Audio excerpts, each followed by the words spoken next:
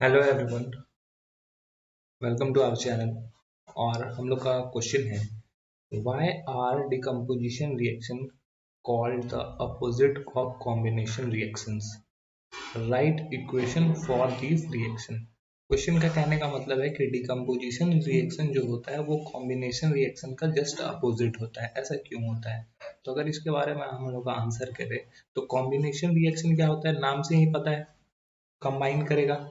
Combination reaction में क्या होता है, कंबाइन किया जाता है। Combination reaction, the reaction in which the reaction in which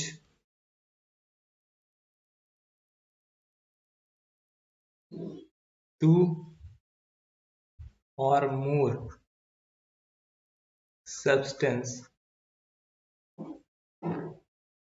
combine each other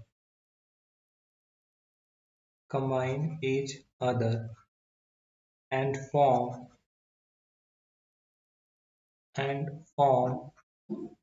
a large substance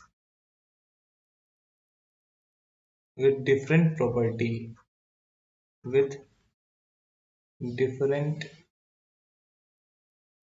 property is known as combination reaction, is known as combination reaction।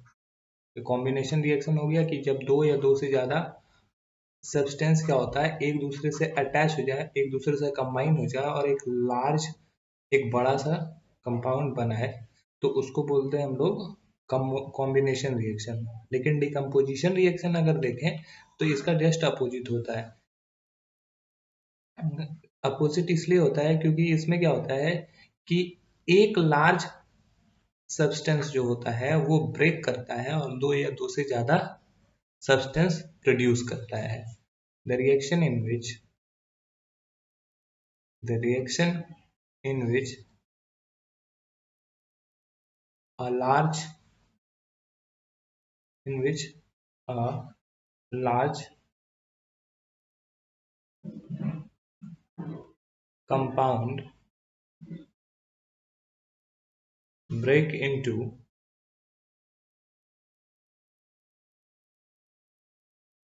break into two or more substance, may be element और compound. ठीक है, तो ये decomposition reaction होगा। The reaction in which large compound break into two और more substance is called decomposition reaction, is called decomposition reaction.